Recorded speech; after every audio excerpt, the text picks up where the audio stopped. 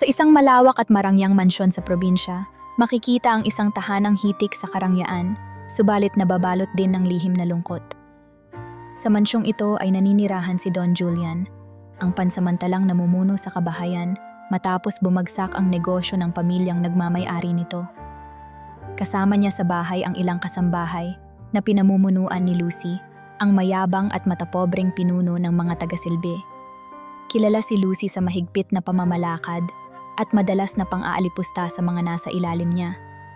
Isa sa mga kasambahay ay si Aling Nena, isang matagal ng katulong sa mansyon. Siya ay nasa dapit hapon na ng kanyang buhay. May edad na at may mabagal ng pagkilos dahil sa panghihina ng tuhod. Gayunpaman, masipag at matapat si Aling Nena. Halos kalahati ng buhay niya ay inilaan niya sa paglilingkod sa pamilyang nagmamay-ari ng mansyon. Bagamat itinuturing siyang parte ng pamilya ng ilang matagal nang nakakakilala sa kanya, para kay Lucy at sa ilang bagong kasambahay, si Aling Nena ay isa lamang matandang katulong na laos na sa kanilang paningin. Sa loob ng mansyon ay naroon din si Santi, ang hardinero at matalik na kaibigan ni Aling Nena sa hanay ng mga tauhan. Tahimik ngunit mapagmasid si Santi. Alam niya ang bawat sulok ng mansyon at kabisado niya ang ugali ng mga naninirahan dito. Nakikita niya kung paano tratuhin ni Lucy si Aling Nena at madalas niya itong pinagsasabihan na mag-ingat. Isang umaga, naghahanda si Aling Nena ng almusal sa malaking kusina. Maagang-maaga pa lamang ay gising na siya upang ipagluto ang mga amo. Habang nagpipirito siya ng itlog ay dumating si Lucy. Nakapameywang ito at matalim ang tingin sa matandang katulong. "Pakiayos nga ang pagluluto mo, Aling Nena," malamig na sabi ni Lucy. "Ayokong mapahiya tayo sa mga bisita mamaya." Nagkatitigan sandali sina Lucy at Aling Nena. Napayuko si Aling Nena at mabilis na tumugon. "Oo po, pasensya na po. Pag-iigihan ko pa po." Sa sulok ng kusina, tahimik na nanonood si Santi habang pinupunasan ang isang kristal na florera. Napailing ito. Batid niyang wala namang mali sa ginagawa ni Aling Nena, ngunit talagang kinakastigo lang ito ni Lucy para ipakita ang kapangyarihan niya. Sa kalapit na bulwagan naman ay abala si Don Julian sa pagbabasa ng dyaryo. Lumapit si Lucy sa kanya, bitbit ang isang tasa ng mainit na kape. Agad namang nagkunwaring mabait si Lucy at malambing na nagtanong, "Don Julian, handa na po ba ang lahat para sa party mamaya?" Ngumiti si Don Julian at tumango. "Ayusin ninyo ng mabuti.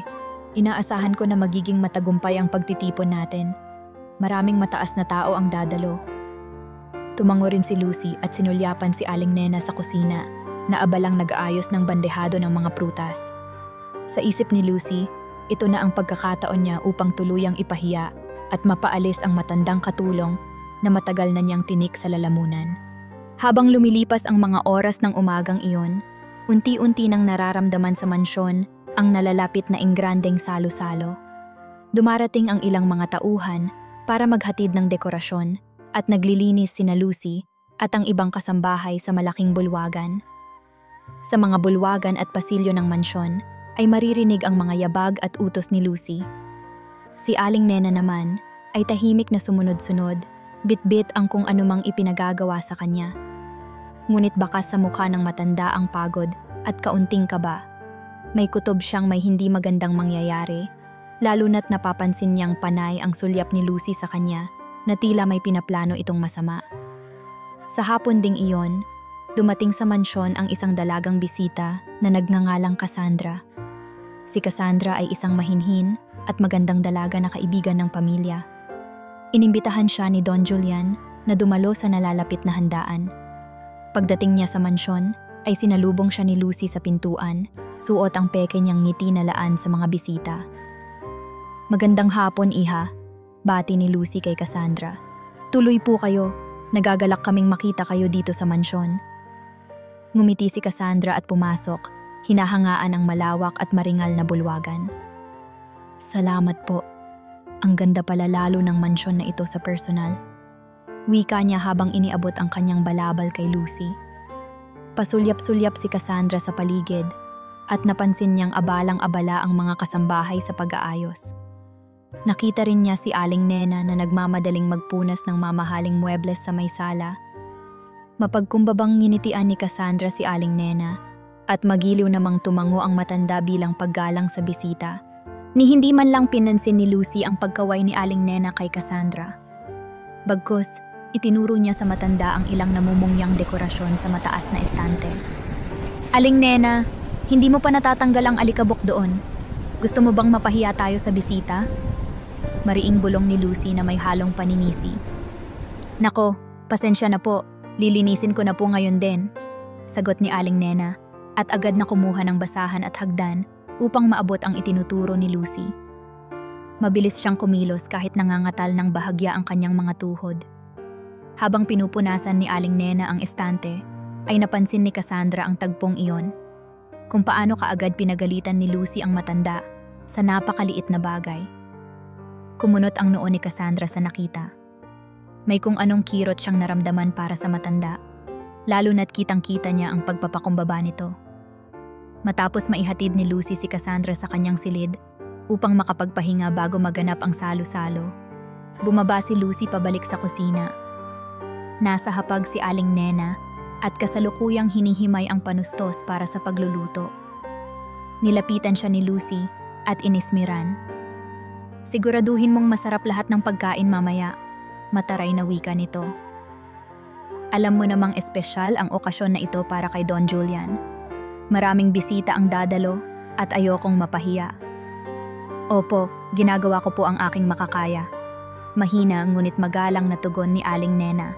Nang makaalis si Lucy, lumapit si Santi kay Aling Nena at bumulong. Napansin ko kanina pa na mas mainit ang ulo ni Lucy ngayon. Mag-iingat ka mamaya, Nay Nena. Nakaugalian na ni Santi na tawaging Nay si Aling Nena dahil sa pagmamalasakit nito na parang tunay na anak. Sumilay ang tipid ng ngiti sa labi ni Aling Nena at tumango. Salamat, Santi. Pagtiisan ko na lang, basta't huwag na tayong gumawa ng gulo. Alam ni Aling Nena na malapit nang maganap ang kinatatakutan niya. Ang tuluyang pagpahiya sa kanya ni Lucy, ngunit nagdasal siya sa sarili na sana'y mali ang hinala niyang ito. Hindi nagtagal ay lumalim ang dapit hapon at unti-unti nang dumating ang mga panauhin. Nagliwanag ang buong mansyon dahil sa mga chandelier at dekorasyong ilaw. Nagdatingan ang mga dekotse at sunod-sunod na sinalubong ni Don Julian at Lucy ang mga bisita. Ang mga kalalakihan ay nakasuot ng mga Amerikana at ang kababaihan ay nakagayak ng magagarang bestida. Isa-isang ipinakilala ni Don Julian ang mga panauhin kay Cassandra na ngayon ay nakabihis ng isang eleganteng damit na kulay ginto. Si Cassandra ay inaanak pala ni Don Julian at espesyal niyang panauhin sa gabing iyon. Habang patuloy ang pagdating ng mga bisita, may isang lalaking tahimik na pumasok sa tarangkahan ng mansyon. Matipuno ang kanyang tindig, maayos ang kanyang bihis, ngunit mapagkumbaba ang kanyang kilos na parang ayaw niyang makaagaw ng atensyon. Napatingin si Santi na nooy nag-aayos ng mga upuan sa hardin sa lalaking kararating pa lamang. Nagtataka si Santi dahil hindi ito pamilyar sa kanya, ngunit parang nakita na niya ang mukha nito noon. Lumapit ang lalaki kay Santi at nagtanong sa mahinang tinig. Nandito pa rin ba si Aling Nena? Bahagyang nagulat si Santi sa tanong. Oo po, sir. Nasa loob po siya ng mansyon, naghahanda ng pagkain para sa party. Sinusino niya ang kausap. Sa malapitang pagtanaw ay biglang nanlaki ang mga mata ni Santi sa pagkakakilala niya sa lalaki. Damian, ikaw ba yan? Bulong niya, halos di makapaniwala. Ngumiti ang lalaki at tumango. Siya si Damian, ang anak ng pamilyang nagmamay-ari ng mansyon. Ilang taon na siyang hindi nakikita ni Santi at ng mga taga roon. Noong bata pa si Damian, siya ay kinupkop at inalagaan ni Aling Nena. Subalit kinailangang lumayo ng binata upang mag-aral sa lungsod at palaguin ang kanilang negosyo sa ibang bansa. Siya ngayon ay nagbalik, tahimik na nagmamasid sa kalagayan ng dating tahanan. Huwag kang maingay, Santi, pakiusap ni Damian. Gusto ko munang sorpresahin ang lahat, lalo na si Aling Nena. Naging seryoso ang mukha ni Damian. Kamusta siya? Kamusta ang aking si Nanay Nena? Napatingin si Santi sa paligid upang tiyaking walang ibang nakaririnig. Mabilis siyang lumapit kay Damian at mahina ngunit nag-aalalang nagbulong. Si Aling Nena ay nasa maayos na kalusugan, pero marami na pong nangyari dito sa mansyon habang wala ka. Kailangan mo siyang makitang mabuti. Si Lucy po. Natigilan si Santi, halatang nag-aatubili kung itutuloy ang sasabihin. Anong tungkol kay Lucy? Usisa ni Damian. Kumunot ang noo. Humugot ng malalim na buntong hininga si Santi. Si Lucy po ang bagong pinuno ng mga kasambahay. Mula nang umalis kayo, unti-unti niyang nakuha ang loob ni Don Julian. Sa ngayon, halos siya ang nasusunod sa pamamalakad sa bahay. Hindi po maganda ang trato niya kay Aling Nena. Sa katunayan, lumingalinga si Santi bago ipinagpatuloy. May binabalak po si Lucy ngayong gabi sa party. Natatakot ako para kay Aling Nena. Agad na nag-alala si Damian. Anong binabalak niya? Tanong niya, ngunit bago pa masagot ni Santi ay may tumawag mula sa loob ng bulwagan. Santi, nasaan ka na ba? Halika rito at tulungan mo akong maglagay ng mga bulaklak. Sigaw iyon ni Lucy mula sa loob ng bahay. Nagkatinginan sina Damian at Santi. Mag-iingat ka, Damian. Nandito lang ako kung kakailanganin mo ako. Mahina ngunit buong sinseridad na sabi ni Santi bago siya nagmamadaling tumalima sa utos ni Lucy. Naiwan si Damian sa may pasilyo. Tahimik na pinagmamasdan ang mga nagkikislapang ilaw at masayang tawanan ng mga bisita sa loob. Nagpasya siyang huwag munang ipaalam ang kanyang pagdating. Nais niyang makita ang tunay na kalagayan ng mansyon at ng mga mahal niya sa buhay nang walang pag-aalinlangan o pagkukunwari mula sa mga naroon. Maya-maya, sa di kalayuan, natanaw ni Damian si Cassandra na nag-iisang nakatayo sa gilid ng hardin, malapit sa isang puno ng rosas. Saglit niyang tiningnan ang dalaga. Hindi niya ito agad nakilala, subalit nang mapagmasdan niya ang mukha ni Cassandra na naiilawan ng mga bumbilyang dekorasyon sa hardin, tila may kumurot sa kanyang puso. Alam niyang bisita ito at marahil ay kaibigan ni Don Julian, ngunit hindi niya mapigilang mapansin ang kalungkutan sa mata ng dalaga habang nakatingin ito sa bituin sa langit, malayo sa kaganapan ng party. Nagkaroon ng lakas ng loob si Damian na lapitan si Cassandra. Dumampot siya ng isang nahulog na rosas mula sa damuhan at maingat na inalok ito sa dalaga. Mukhang malalim ang iniisip mo, bati ni Damian sa malumanay na tinig. Napamulagat si Cassandra at mabilis na humarap kay Damian. Hindi niya nakilala ang binata, ngunit bahagya siyang nagulat sa kakaibang kilos nito. Simple ang ayos, may hawak na rosas na waring galing mismo sa hardin at may ngiting may pagkalihim. Hindi naman, pinagmamasdan ko lang ang ganda ng gabi. Nahihiyang tugon ni Cassandra habang tinanggap ang rosas. Salamat, napakaganda nito. Ngumiti si Damian. Kasing ganda ng ngiti mo, wika niya nang di sinasadyang nabigkas ang nasa isip. Agad na mula si Cassandra at napayuko. Pareho nilang naramdaman ang bahagyang pagkailang, subalit dama rin nila ang tila kuryenteng gumuhit sa kanilang dalawa sa unang pagkikita pa lamang. Ako nga pala si Damian, pakilala ng binata sabay abot ng kamay. Nagulat si Cassandra. Ikaw si Damian? Bulalas niya. May kilig at pagtataka sa kanyang boses. Narinig na niya ang pangalang iyon mula kay Don Julian kanina lamang. Ito ang nag-iisang anak ng pamilyang nagmamay-ari ng mansyon. Ang matagal nang wala at palaisipan kung babalik pa. Ako si Cassandra, sabi niya habang nakikipagkamay.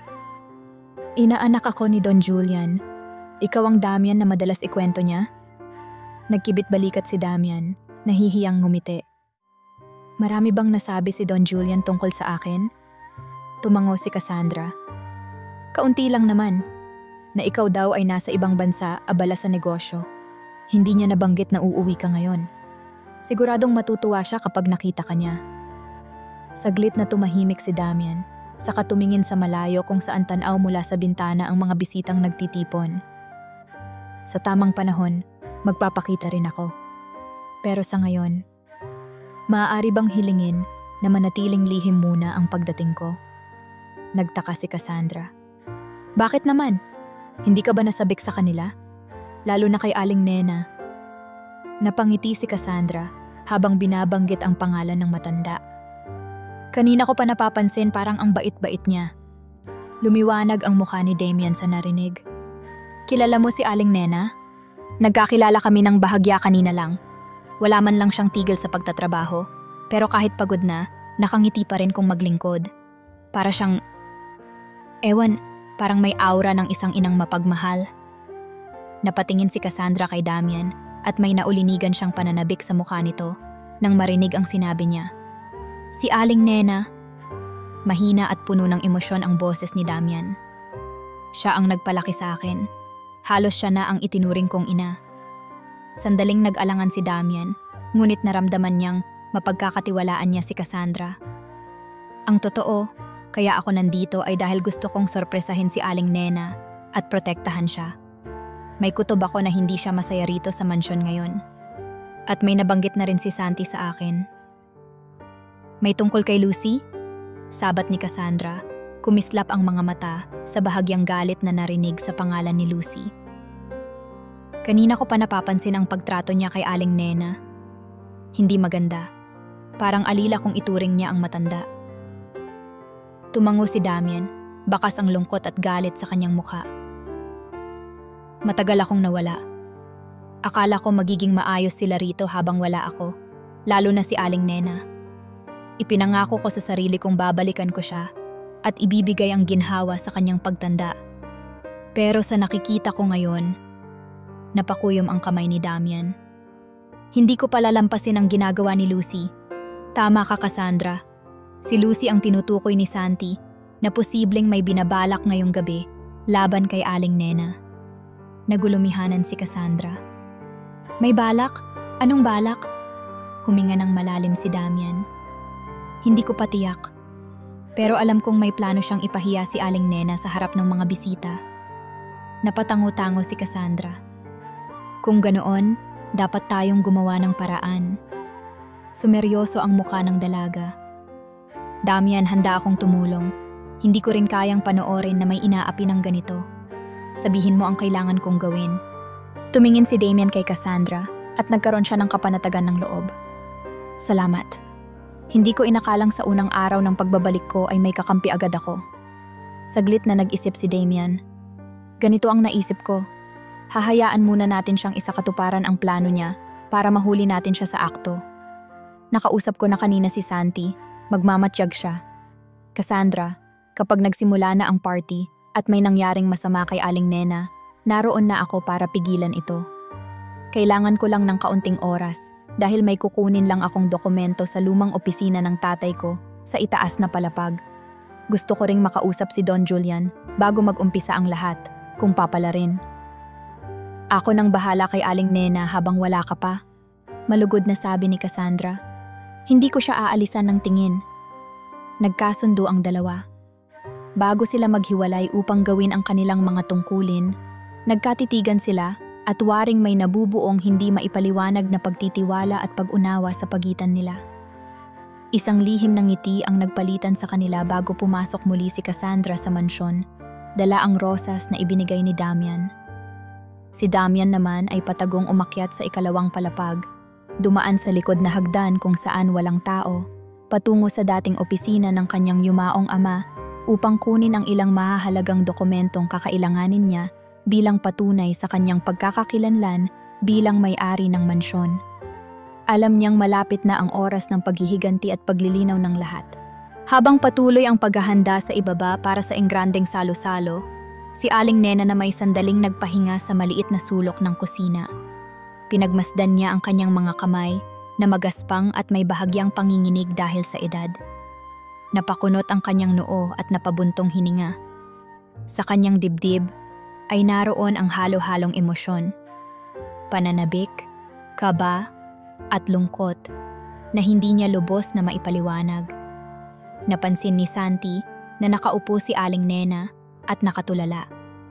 Lumapit siya rito at marahang tinapik ang balikat ng matanda. "Nay, okay lang po ba kayo?" Mahinang tanong ni Santi. Nagulat ng bahagya si Aling Nena at pinilit ngumiti. "Naiisip ko lang si Damian. Bulalas niya. Halos pabulong na, baka may makarinig. Ngayong gabi, sa dami ng handa at bisita, naaalala ko nung mga panahong masigla pa ang bahay na ito. Noong buhay pa ang mga magulang niya. Napakasaya rito noon. At si Damian, nako, napakakulit na bata. Takbo ng takbo sa bulwagan, akyat baba sa hagdan. Natigilan si Aling Nena, lumabo ang kanyang mga mata sa luha ng pangungulila. Miss na miss ko na ang batang iyon, Santi. Ilang taon na rin siyang hindi nagpaparamdam. Sana ay nasa mabuti siyang kalagayan sa malayo. Napatungo si Santi, alam niyang hindi pa rin alam ni Aling Nena na narito na si Damian mismo at may planong sorpresa ito para sa kanya. Pinili niyang panatilihing lihim muna iyon gaya ng hiling ni Damian. Nay, malay niyo, baka balang araw bumalik din si Damian dito. Sigurado akong mahal na mahal ka nun. Ikaw pa, halos ikaw na ang nagpalaki dun eh. Tumango si Aling Nena at saglit na nanahimik. Binalikan ng kanyang isipan ang nakaraan. Si Aling Nena ay nagsimulang magtrabaho sa mansyon bilang yaya at katulong noong dalaga pa siya. Kinalingan niya si Damian mula pagkasilang nito. Hindi man siya kadugo ay itinuring na niyang anak ang bata. Sa bawat iyak ni Damian sa gabi ay siya ang umaalo. Sa bawat sugat mula sa kalaro ay siya ang unang naglalapat ng gamot. Lumaking malapit si Damian kay Aling Nena at dahil abala ang tunay nitong mga magulang sa negosyo, si Aling Nena ang palaging kasakasama ng bata sa araw-araw. Madalas pa nga, Nanay Nena ang tawag sa kanya ni Damian noong paslit pa ito, tanda ng laki ng pagmamahal at paggalang nito sa matanda. Nang tumuntong ng high school si Damian, ipinadala siya sa Maynila upang mag-aral sa isang eksklusibong paaralan. Nagpaalam ito kay Aling Nena na may luhang pumapatak sa mga mata. Nanay Nena, babalik po ako. Pangako, pagbalik ko, hinding-hindi na kita pababayaan. Magtatayo ako ng malaking negosyo at aalagaan kita hanggang sa pagtanda mo. Sariwa pa kay Aling Nena ang yakap ng binatilyong si Damian noon at ang pagkaway nito habang papalayong sakay ng kotse. Subalit ang panahon ay mabilis lumipas. Nabalitaan na lamang ng mga tauhan sa mansyon na nagtungo sa Amerika si Damian upang doon ipagpatuloy ang pag-aaral at palaguin ang kaalaman sa negosyo. Paminsan-minsan ay may mga sulat at balitang nakakarating kay Don Julian tungkol kay Damian na nagtatag ito ng sariling kumpanya at naging abala sa pagpapalago nito. Hanggang sa dumalang ang komunikasyon. Sa bandang huli, tanging si Don Julian na lamang ang nakakabatid ng balita kay Damian at bihira pa.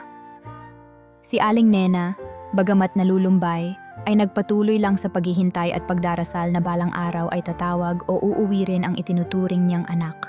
Nagbago ang pamamalakad sa mansyon nang unti-unting humina ang negosyo ng pamilya. Naaksidente at pumanaw ang ama ni Damian at ang ina naman nito ay matagal nang namamalagi sa ibang bansa kasama ang kanyang bagong pamilya. Dahil dito, si Don Julian, na malapit na kaibigan ng pamilya at kasosyo sa negosyo, ang tumayong tagapangasiwa ng natitirang ari-arian ni Damian dito sa Pilipinas. Upang maisalba ang nalalabing yaman, si Don Julian ang kumilos para pangalagaan ang mansyon at ang ilang natitirang negosyo. Subalit sadyang mailap ang swerte, bumagsak ang karamihan sa kabuhayan ng pamilya dahil sa pagkalugi at maling pagmamanage, bagamat sinikap ni Don Julian ang pinakamahusay niyang magagawa. Sa mga panahong ito ng kaguluhan, si Lucy ay dumating sa mansyon bilang isang sekretarya ni Don Julian. Dahil sa kanyang angking talino at bilis kumilos, nakuha niya agad ang tiwala ng matanda. Iyon nga lang, lingid sa kaalaman ni Don Julian, may iba palang motibo si Lucy. Unti-unting inangkin ni Lucy ang kapangyarihan sa bahay. Siya ang nagpasya kung sino ang mga bagong tauhang tatanggapin at kung sino ang dapat paalisin. At sa kasamaang palad, isa si Aling Nena sa mga nais niyang alisin. Marahil ay dahil matagal na sa mansyon si Aling Nena at hindi niya kayang kontrolin tulad ng ibang baguhan, o maaaring nagseselos si Lucy sa tiwala at respeto na nakukuha ng matanda mula kay Don Julian noong una. Naging malamig ang pakikitungo ni Don Julian kay Aling Nena nitong mga huling buwan. Napansin iyon ni Aling Nena at labis siyang nasasaktan. May mga pagkakataong lumalapit siya kay Don Julian upang kamustahin si Damian, subalit palaging maigsi ang tugon ng matanda at tila iwas na iwas makipag-usap ng matagal. Ang hindi alam ni Aling Nena, si Lucy pala ang nagbubulong ng kung ano-anong kasinungalingan kay Don Julian upang layuan siya nito. Na matanda na raw siya at di na mabuti ang pag-iisip, na nakakasagabal na lamang sa gawaing bahay. Dahil dito, unti-unting nawalan ng pagtitiwala si Don Julian kay Aling Nena at ibinuhos na lamang niya ang pansin sa mas nakababatang si Lucy na laging handang sumipsip sa kanya. Sa kabila ng lahat, nanatili si Aling Nena sa mansyon dahil umaasa pa rin siyang darating ang araw na babalik si Damian. Iyon lang ang dahilan kung bakit nagtitiyaga siyang tiisin ang pangaapi at pagbabaliwala sa kanya. Marami mang luha ang pumatak sa kanyang mga mata sa mga gabing nag-iisa siya sa kanyang maliit na silid. Hindi niya iniwan ang tahanang kinalakihan na rin niya. Para kay Damian, bulong niya sa sariling bawat umaga paggising, kakayanin ko pa. Sa pagpatak ng dilim at pagsisimula ng kasiyahan sa mansyon, abala si Cassandra sa pakikihalubilo sa mga bisita. Gayunman, nasa isip pa rin niya si Damian at ang kanilang naging pag-uusap sa hardin. Lingid sa kaalaman ng iba, panaka-naka siyang sumusulyap sa ikalawang palapag kung saan biglang nawala si Damian kanina. Nagtataka rin siya kung bakit tila nagtatago ang binata, gayong dapat sana ay ipinapakilala na ito ni Don Julian sa mga panauhin bilang tunay na may-ari ng mansyon. Subalit naisip niyang marahil ay may mabigat na dahilan ang binata sa kanyang ginagawa. Sa isang pagkakataon, habang si Cassandra ay nagpapalit ng inumin sa kanyang kopita, nilapitan siya ni Don Julian. "Iha, nag-e-enjoy ka ba?" Tanong ng matanda na may maluwang na ngiti. "Mukhang may hinahanap yata ang mga mata mo?" Biro pa nito nang mapansing lumilinga-linga ang dalaga. Nagulat si Cassandra at bahagyang namula. Wala ho, Don Julian. Pinagmamasdan ko lang po ang ganda ng mansyon ninyo. Iba pala kapag gabi, napakaliwanag at ang gaganda ng palamuti." Tumawa ng mahina si Don Julian. Oo. Pinaghahandaan talaga namin ito. Matagal ko nang hindi nakikita ang mansyon na ganito kasigla. Sumeryoso ng kaunti ang ekspresyon niya. "Sana nga ay narito rin si Damian ngayong gabi. Sigurado akong matutuwa iyon sa ganito." Hindi sumagot si Cassandra. Hindi niya alam kung dapat bang sabihin kay Don Julian na naroon si Damian, lalo't nangako siyang tutulong sa plano ng binata, kaya't pinili niyang ngumiti na lamang at tumango. "Sigurado po akong darating din ang araw na magiging masaya ulit si Damian dito." Tinapik ni Don Julian ang balikat ni Cassandra. "Salamat, Iha. Siya nga pala, dumating na ba yung espesyal na bisita natin?" "Espesyal na bisita?" Gulat na tanong ni Cassandra. Ngumiti si Don Julian. "Oo, may isa pa akong inimbitahan na malapit din kay Damian. Ay, naroon na pala siya." Itinuro ni Don Julian ang direksyon sa may pinto ng mansyon. Paglingon ni Cassandra, nakita niya ang isang lalaking bagong dating. Matipuno rin ito, may edad ng kaunti kay Damian at may kakisigan. Naglakad itong diretso kay Don Julian at magalang na bumati. "Magandang gabi po, Don Julian." Damian. Ay Damian pala ang pangalan mo, 'di ba? "Haha, nakakatuwang magkita ulit tayo," sabi ni Don Julian sabay tapik sa binata sa balikat. "Cassandra, ipapakilala ko sa iyo si Enger, Lorenzo. Siya ang anak ng kumpare kong arkitekto na tumulong magdisenyo ng mansyon na ito. Matagal na niyang kakilala si Damian, nagkasama sila noong mga bata pa. Nagkamayan sina Cassandra at Lorenzo. Magalang naman si Lorenzo at nginitian ang dalaga. Ikinalulugod kitang makilala, Cassandra. Matagal ko nang naririnig ang tungkol sa'yo mula kay Don Julian." Bahagyang ngumiti si Cassandra bilang pagbibigay galang, ngunit sa totoo lang ay wala ang atensyon niya sa binatang ipinakikilala. Habang kausap nila si Lorenzo, panay pa rin ang lihim na sulyap ni Cassandra sa paligid, umaasang makita si Damian. Hindi nakaligtas sa mata ni Lorenzo ang pagiging alumpihit ng dalaga. "Mukhang marami ka nang nakausap na bisita, Cassandra," wika ni Lorenzo. Baka gusto mong magpahinga sandali? May gazebo sa labas na presko ang hangin. Alok nito na halatang nagkakagusto sa dalaga. Bago pa makasagot si Cassandra, ay sumingit si Don Julian. Sige na, iha. Samahan mo na si Lorenzo sa labas. Mabait na bata ito at tiyak kong maraming maikukwento tungkol sa mansyon at kay Damian noong kabataan nila. Walang nagawa si Cassandra kundi ang tumango at sumama kay Lorenzo patungo sa hardin. Sa loob-loob niya ay nag-aalala siya na baka sa mga sandaling ito ay bumaba si Damian at hindi niya iyon masasaksihan. Gayunpaman, sinikap niyang itago ang pagkabalisa. Sa paglalakad nila sa hardin, panay ang kwento ni Lorenzo tungkol sa kung paano sila noon ni Damian kapag naglalaro bilang bata. Nakikinig si Cassandra, ngunit minsan ay nagiging malayo ang tingin niya, lalo na nang mapadaan sila sa mismong puno ng rosas kung saan nagkakilala sila ni Damian kanina. Parang naroon pa rin ang presensya ng binata sa lugar na iyon. Napansin ni Lorenzo na tila wala sa sariling mundo ang dalaga. Cassandra, okay ka lang ba? Tanong nito, bahagyang nag-aalala. Nagulat si Cassandra at pilit na ngumiti. Pasensya ka na, nawili ako sa pakikinig sa kwento mo. Ang dami palang alaala niyo ni Damian dito. Tumango si Lorenzo. Oo, halos magkapatid na ang turingan namin noon. Kaya nga nang mabalitaan kong babalik siya ngayong gabi, hindi ako nagdalawang isip na pumunta. Halos mapatid sa paglalakad si Cassandra sa narinig. Babalik daw ngayong gabi? Ulit niya. Ibig mong sabihin, alam mong paparating si Damian? Napatigil si Lorenzo at nag-isip sandali. Hindi ako sigurado kung ngayong mismong gabi, pero matagal nang ipinangako ni Damian sa akin na sabay naming babalikan ang mansyong ito balang araw. Matagal kaming nawalan ng komunikasyon, pero kamakailan ay nakatanggap ako ng mensahe mula sa kanya. Wala namang detalyeng ibinigay. Sinabi lang na malapit na raw siyang umuwi.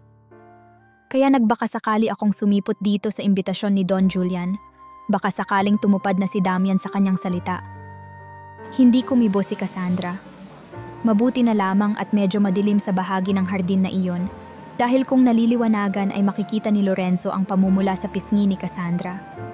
Naisip ni Cassandra, ibig sabihin, maging si Don Julian at ang mga kaibigan ni Damian ay wala ring kasiguraduhan sa pagdating niya ngayong gabi. Kaya pala wala pang opisyal na anunsyo, naisip niya. Ngunit, nandito na nga si Damian, kasama ko pang nakapag-usap kanina. Nabalot ng pananabik at kaba ang dibdib ni Cassandra. Gusto na niyang matapos ang pakikipagkwentuhan kay Lorenzo upang makabalik sa loob at hanapin si Damian o si Aling Nena. Subalit bilang paggalang, hinintay niya si Lorenzo na matapos sa mga sinasabi nito. Samantala, sa loob ng mansyon, patuloy ang kasiyahan. May mga tumutugtog ng klasikal na musika sa isang sulok at ang masasarap na pagkain ay nakahaing lahat sa mahabang lamesa. Kabilang sa mga pagkaing ito ay ang mga espesyal na putahe na pinagsikapang lutuin ni Aling Nena at ng iba pang mga tagaluto. Nagmistulang isang piging ng mga dugong bughaw ang nagaganap at aliw na aliw si Don Julian sa pakikipag-usap sa kanyang mga kaibigan at kakilala. Si Lucy naman ay mabusising nagbabantay sa kilos ng bawat kasambahay na nagsisilbi. Ayaw niyang may magkamali. Minsan ay pasimple siyang lumalapit kay Don Julian na tila isang asong alagang nagpapakyut sa amo upang mapansin at mapuri. Habang abala ang lahat, naroon si Aling Nena sa gilid ng kusina. Tinitingnan ng isang malaking bandehado ng kalderetang baka na siyang espesyal niyang niluto para sa gabing iyon. Pinilit niyang gawing perpekto ang lasa nito, sapagkat ito ang paboritong ulam ni Damian noong bata pa. Malalim ang buntong hininga ni Aling Nena. Inalala niya kung paanong tuwing kaarawan ni Damian ay niluluto niya ito at tuwang-tuwa ang bata habang kumakain. Para sa'yo anak, bulong niya sa hangin na para bang kaharap niya si Damian. Ang bango! Naputol ang pagmuni-muni ni Aling Nena nang marinig ang boses ni Lucy sa kanyang likuran. Lumingon siya at nakita niyang nakangisi si Lucy habang nakatitig sa bandehado ng kaldereta. Handa na po itong iserve, Lucy. Magalang na ani Aling Nena. Iaayos ko na po sa lamesa. Ngunit pumigil si Lucy. Hinawakan ang braso ni Aling Nena. Huwag muna. Mamaya na kapag nagbigay ako ng senyas. Itong kaldereta, espesyal ba ito? Tanong ni Lucy na may ibig ipahiwatig ang tono. Oo po, espesyal po iyan. Paborito kasi. Natigilan si Aling Nena. Muntik na niyang masambit na paborito iyon ni Damian, subalit nagpigil siya. Paborito po ito ni Don Julian, pagdadahilan na lamang niya. Nagtaas ng kilay si Lucy. Ganun ba? O siya, mabuti. Ilalabas natin yan sa tamang pagkakataon. Anya, at hinayaang pakawalan ang hawak sa braso ni Aling Nena. Hindi nakaligtas kay Aling Nena ang makahulugang tingin at ngisi ni Lucy bago ito tumalikod. Bigla tuloy siyang kinabahan. Ano naman kayang iniisip ng bruha na ito? Bulong ng matanda sa sarili. Makalipas ang ilang sandali, ipinasya ni Lucy na simulan na ang pinakamalaking bahagi ng kanyang plano. Tumunog siya ng isang kutsarang pinukpok sa baso upang makuha ang atensyon ng mga bisita. Ang mga pag-uusap ay unti-unting humina at nagsilingunan ang lahat sa kanya. Nakangiti si Lucy na parang may malaking anunsyo. Tumabi siya kay Don Julian na nakaupo sa main table. Mga panauhin, panimula ni Lucy. Ang boses niya ay malambing, subalit may bahid ng kumpiyansa. Maraming salamat po sa inyong pagdalo sa gabing ito. Bilang kawaksi ni Don Julian, nais ko pong iparating ang aming pasasalamat sa inyong pakikibahagi sa espesyal na okasyong ito. Lahat ay nakikinig at kabilang doon si Cassandra na kararating lang muli sa bulwagan kasama si Lorenzo. Nasa di kalayuan si Cassandra mula sa kinaroroonan ni Lucy at Don Julian at nakita niya si Aling Nena na nakatayo sa gilid ng kusina, hawak ang bandehado ng kaldereta.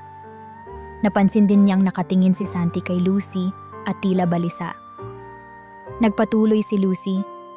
Ang party pong ito ay hindi lamang para sa muling pagdiriwang ng masaganang pagsasama-sama, kundi isa rin pong pasasalamat. Nagtinginan ang mga tao, tila nagtatanong ang mga mata kung pasasalamat para kanino. Pati si Don Julian ay napatingin kay Lucy, tila wala sa kanyang kaalaman ang susunod na mangyayari. Ngumiti ng malapad si Lucy at itinuro si Aling Nena. Pasasalamat po para sa isang taong matagal nang naglilingkod sa pamilyang ito, ang ating butihing si Aling Nena. Nagulat si Aling Nena nang marinig ang kanyang pangalan. Maging ang ibang kasambahay ay napatingin sa matanda. Kumabog ang dibdib ni Aling Nena. Hindi niya alam kung bakit siya biglang binabanggit ni Lucy sa harap ng mga bisita. Si Don Julian man ay napakunot noo, ngunit hindi kumibo dahil nakatingin na ang mga panauhin kay Aling Nena at nag-aabang ng susunod na sasabihin. Lumapit si Lucy kay Aling Nena at marahang hinila siya patungo sa harapan. Huwag po kayong mahihiya, Aling Nena. Wika niya ng may ngiting pilit. Ngayong gabi ay ipinagdiriwang din natin ang iyong mahabang taon ng serbisyo sa mansyon na ito. Nagpalakpakan ang ilang bisita out of courtesy. Si Aling Nena naman ay halos di makagalaw sa kaba at pagtataka. Ni minsan sa buong panahon ng kanyang paglilingkod ay hindi pa siya nagkaroon ng ganitong klaseng pagkilala. Nakita niya si Don Julian na nakangiti ng tipid sa kanya at tumatango bilang pagsang-ayon sa sinasabi ni Lucy.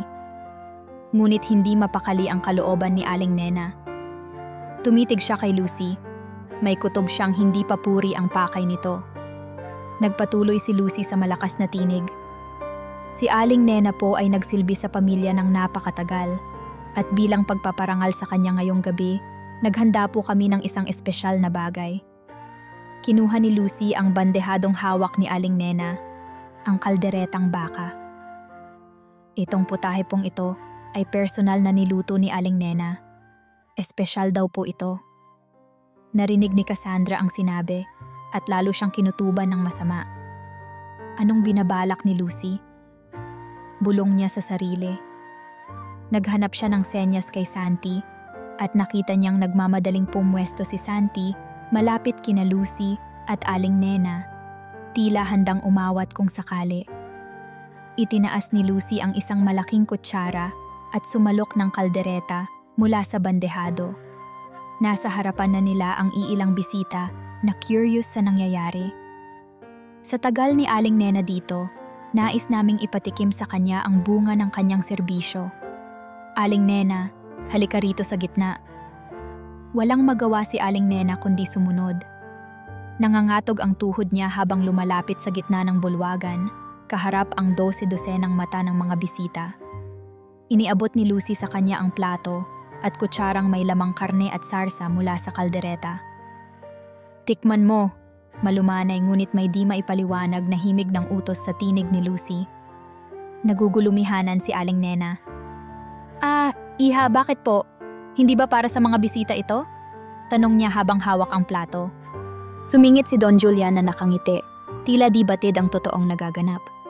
Sige Nena, tikman mo. Gusto naming marinig mula sa'yo kung talagang espesyal ang niluto mo. Anya, sa pag-aakalang isa iyong nakakatuwang pagkakataon lamang. Nilingon ni Aling Nena si Santi na nasa di kalayuan. Nakita niya ang pag-alala sa mukha ng hardinero. Sumenyas ito ng bahagya na parang sinasabing huwag. Napansin iyon ni Lucy at bago pa makapag-react si Aling Nena ay kinuha ni Lucy ang kutsara at siya mismo ang sumubo ng ulam sa matanda. Maanghang ba? O baka kulang sa asin? Nakangising sabi ni Lucy habang pinanonood si Aling Nena. Wala pang ilang segundo ay nanlaki ang mata ni Aling Nena sa lasa ng kaldereta. Ang dating masarap at espesyal na putahe na inihanda niya ay may kakaibang lasa, panis at mapait ang sarsa. Napalura si Aling Nena, subalit dahil nakaharap siya sa mga bisita ay pinilit niyang lunukin ang subo. Bigla niyang naramdaman ang pagkahilo. Sumasama ang kanyang tiyan sa pagkain. Lucy, bakit parang... Nauutal na wika niya. Kinuha muli ni Lucy ang kutsara at hinalo-halo ang natitirang kaldereta sa bandehado. Umalingasaw ang amoy na agad sumingaw sa ilong ng mga malapit na bisita. May ilang nagsimulang magtakip ng ilong. Panis yata ang luto mo, Aling Nena, malakas na sabi ni Lucy upang marinig ng lahat. Agad nagbulong-bulungan ang mga bisita, ang ilan ay naiiling. Si Don Julian ay nagulat at tumayo bigla. Ano? Paanong nangyari iyon? Lumingon siya kay Aling Nena, bakas ang dismaya sa muka. Halos manlumo si Aling Nena sa narinig. Hindi po, imposible. Kagabi ko pa po inihanda ang sarsa niyan, sariwa ang mga sangkap. Paliwanag niya habang namumuo ang luha sa kanyang mga mata. Alam niyang maingat siyang nagluto. Imposibleng mapanis kung ininit at niluto niya ng husto. Subalit hindi na pinakinggan ni Lucy ang paliwanag niya. Mga panauhin, pasensya na po kayo at mukhang napasama ang isang putaheng inihanda. Huwag po kayong mag-alala, marami pa naman pong ibang masasarap na pagkain. Sa sinabi niyang iyon ay halatang may panunumbat. Sadyang mahirap magtiwala sa katulong na laos na. Siguro dala ng katandaan, hindi na alam ang kaibhan ng sariwa sa panis. Natawa ng mahina ang isa sa mga bisitang nakarinig at tila sumang-ayon sa biro ni Lucy. Ang iba naman ay nakisakay na lamang at ang ilan ay nahawa na rin sa nakakahiyang sitwasyon ni Aling Nena. Kitang-kita ni Cassandra ang paghihinagpis sa mukha ni Aling Nena na ngayon ay namumula sa hiya habang pinapahid ang labi sa panyo, pilit inaalis ang lasang sumisira sa kanyang sikmura. Hindi na nakatiis si Cassandra. Tumakbo siya papunta kay Aling Nena at inalalayan ito. Aling Nena, ayos lang po ba kayo? Mahinang tanong niya, habang hinahagod ang likod ng matanda. Si Lucy na may mas lalong ginanahan sa nangyayari. Cassandra, hayaan mo na siya. Sanay na si Aling Nena sa ganyan, hindi ba? Ilang beses na rin naman siyang nakakaluto ng panis. Ani Lucy na dinig ng iba. Napapalatak ang ilang bisita. Ang akala ng marami ay isa lamang itong kakaibang palabas o biro upang libangin sila sa party. Ngunit sa mukha ni Aling Nena ay nakalarawan ang tunay na sakit at kahihiyan. Hindi niya alam ang gagawin. Nakatayo lamang siya roon, nangangatog at napapikit habang umaagos ang luha sa kanyang pisngi.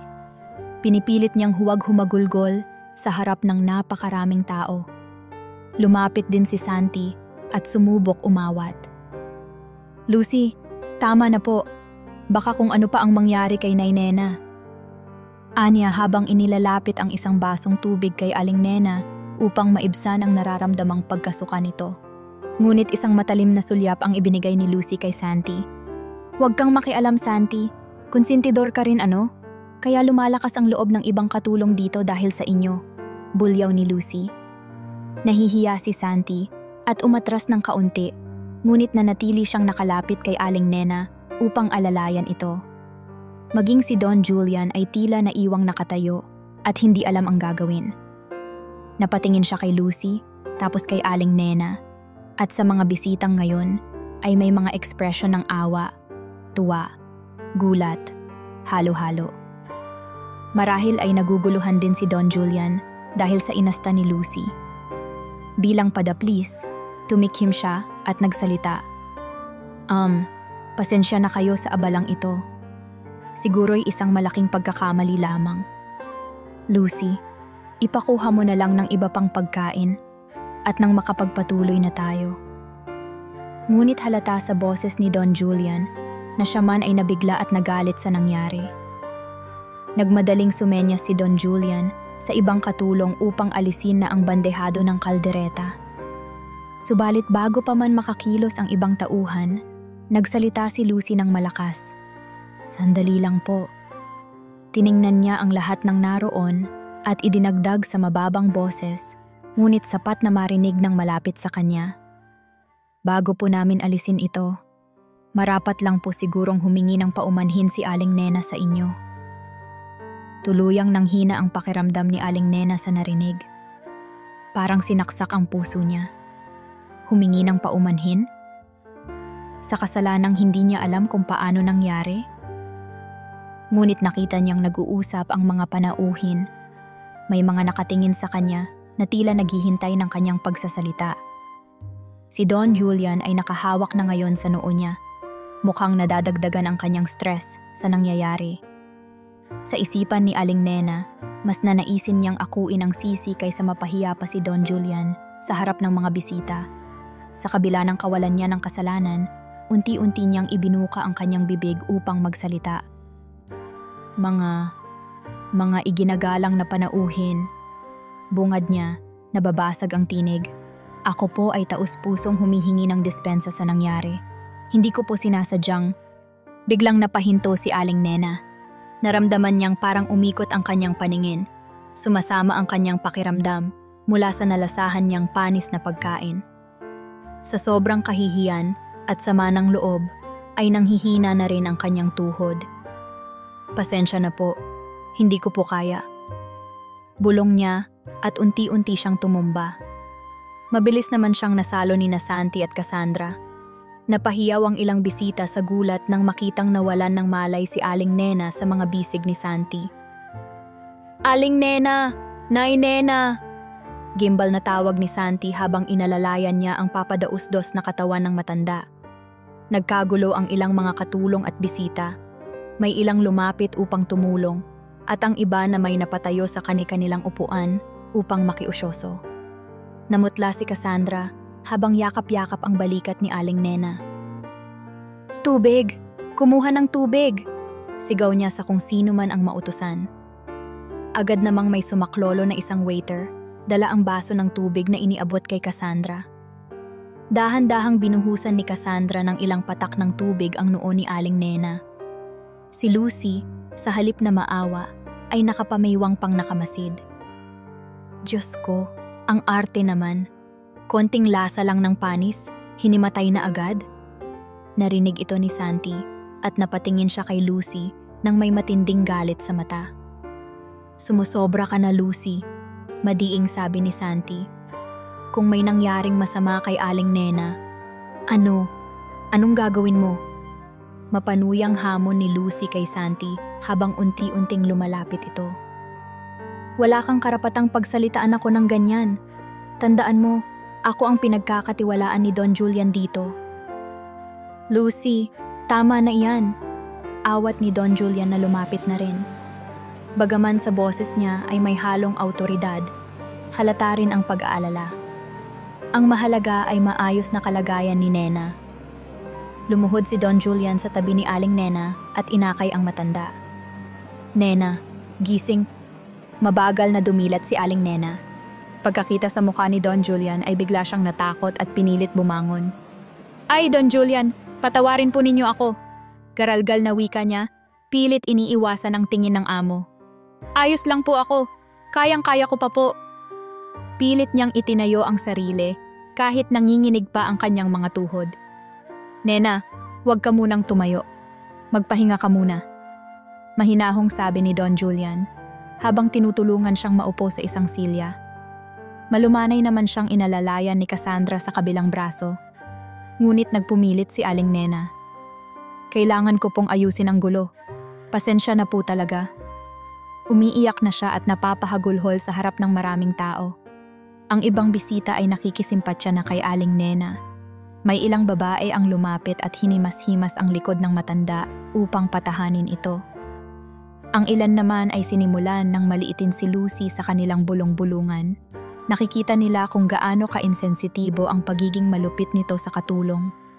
Samantala, sa gitna ng kaguluhang iyon, may isang tinig na maririnig mula sa itaas ng grand staircase ng mansyon. Malalim at malinaw ang boses na iyon at agad na bihag ang atensyon ng lahat. Ano ang nangyayari rito? Sabay-sabay na lumingon ang mga bisita at tauhan sa pinagmulan ng boses. Sa itaas ng hagdan, may isang lalaking nakatayo. Naka-Amerikana ito na kulay itim at ang tindig niya ay nag-uumapaw sa awtoridad. Bumaba siya ng dahan-dahan sa hagdan, bawat hakbang ay may kumpiyansa. Nang marating niya ang kalagitnaan, ay nasilayan ng lahat ang kanyang mukha. May ilang nakilala siya at napanganga sa gulat. Ang iba na may nagtataka kung sino ang mukhang kagalang-galang na binatang ito. Si Don Julian ay natulalang nakatayo. Pilit iniuugnay ang alaala sa nakikita ng mata. "The Damien?" Bulong niya sa sarili habang lumalaki ang mata sa pagkabigla. Si Cassandra naman ay napangiti ng may malaking ginhawa at tuwa nang makita ang binata. Si Lucy, na kanina'y puno ng kumpiyansa at galit, ay biglang namutla. Nabitawan niya ang hawak na serbilyeta mula sa kanyang kamay. Hindi niya man lubos na kilala ng personal ang lalaking ito, subalit sa kanyang intuition ay nahulaan na niya. Ang lalaking ito ay si Damian, ang tunay na anak ng pamilyang nagmamay-ari ng mansyon. Ang mismong tinatawag ni Don Julian na may-ari ng mansyon. At ngayon ay bumaba siya upang saksihan ang ginawa ni Lucy. Tahimik ang lahat habang lumalapit si Damian sa gitna ng bulwagan. Dire-diretso siya patungo kay Aling Nena na ngayon ay nakaupo pa rin at pilit pinipigilan ang pag-iyak. Nang makita ni Aling Nena ang papalapit na binata, akala niya ay nanaginip siya. "Di Damian?" Anya, kasabay ng pagpatak ng mas maraming luha. Ngunit ngayon ay hindi na lamang luha ng sakit, kundi luha ng matinding tuwa at kaginhawahan. Agad lumuhod si Damian sa harapan ni Aling Nena at niyakap niya nang mahigpit ang matanda. "Nanay!" Buong emosyon na sambit ni Damian. "Nanay Nena!" Niyakap din siya ng mahigpit ni Aling Nena. "Anak, bumalik ka!" Humahagulgol niyang nasabi habang pinapahid ang luha sa balikat ni Damian. Akala ko nalimutan mo na ako." Tumayo si Damian, hawak pa rin ang balikat ni Aling Nena. Hinarap niya ang nagugulumihan ng si Don Julian, ang tuliro pang mga bisita, at ang namumutlang si Lucy. "Ako si Damian Fernando." Malakas at matatag na pahayag niya, binigkas ang buong pangalan na halos 5 taon nilang hindi narinig sa loob ng mansyon. "Ako ang anak ni na Don Roberto at Doña Clarissa Fernando, ang tunay na nagmamay-ari ng mansyong ito. Nagbalik ako ngayon upang tingnan ang kalagayan ng aking tahanan." Nag-uusap ang mga bisita at ang ilan ay agad bumati at lumapit kay Damian. "Siya nga, ang tagal na naming hindi nakita si Damian. Napakakisig na binata na. Tunay na nagbalik ang tagapagmana." May mga pagbati ring "Welcome back" mula sa mga nakakakilala sa kanya, kabilang si Enger. Lorenzo na tuwang-tuwa at palihim na sumenyas ng thumbs up kay Damian. Ngunit itinaas ni Damian ang kamay upang pahintuin ang mga papuri at bulong-bulungan. May mahahalagang bagay pa siyang dapat asikasuhin. Mabilis niyang nilapitan si Don Julian. Bahagyang yumuko si Damian bilang paggalang. Don Julian, salamat po sa pag-aasikaso ninyo sa bahay habang wala ako. Halata sa mukha ni Don Julian ang pagkalito at hiya. Di Damian, hiho. Patawarin mo ako kung alam ko lang na darating ka. Umiling si Damian. Hindi mo kasalanan ang pagdating ko, Don Julian. Nagpasya akong hindi ipaalam ang aking pag-uwi upang masaksihan ko ang tunay na kalagayan dito. Tinigilan ni Damian ang pagsasalita at tiningnan ng matalim si Lucy na ngayon ay nakayuko at namumutla sa isang tabi. At masasabi kong hindi ako nasisiyahan sa aking nakita. Lumapit si Damian kay Lucy at bawat hakbang niya ay parang papalapit ng papalapit ang hatol kay Lucy. Ibinaling niya ang tingin sa mga bisita na nasa paligid na tila nag-aabang sa mga susunod na mangyayari. Sa inyong lahat na naririto, panimula ni Damian sa kalmadong boses, ngunit ramdam ang bigat ng sitwasyon. Ako po ay humihingi ng paumanhin sa abalang nangyari. Bilang tunay na may-ari ng tahanang ito, hindi ko gugustuhing may sino mang taong mapapahiya o masasaktan sa loob ng aking pamamahay, lalo na ang isang taong itinuring kong pamilya. Tumigil si Damian sa tabi ni Aling Nena at hinawakan ang kamay ng matanda. Si Aling Nena po, patuloy niya habang nakatingin sa mga bisita, ay hindi basta katulong lamang. Isa siyang ikalawang ina para sa akin. Buong buhay ko, ibinuhos niya ang kanyang panahon at lakas sa pag-aaruga sa akin at sa pamilya namin. Iginagalang ko siya at mahal na mahal. Unti-unting natahimik ang lahat at tanging tinig lamang ni Damian ang naririnig. Ang iba ay napatingin kay Aling Nena na ngayon ay nakayukong umiiyak at nakahawak sa braso ni Damian. Ang dati nilang tingin sa matanda bilang hamak na katulong ay biglang nabago ng mga salitang binitawan ng binata. Nagpatuloy si Damian, ngayoy binalingan si Lucy na tila napako sa kinatatayuan. Kaya hindi ko matanggap na sa pagbabalik ko ay madadatnan kong inaapi at pinapahiya si Aling Nena sa paraang gaya nito. Dumadagundong na ang boses ni Damian, hindi na niya ikinubli ang galit. Lucy, ang pangalan nito ay halos idura niya sa diin.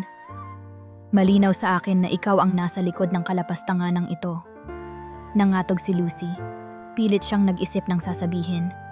Sa Sir Damian, pasensya na po. Hindi ko po sinasadya. Akala ko po kasi. Nagpupumilit siyang ngumiti, subalit bakas ang takot sa kanyang mukha.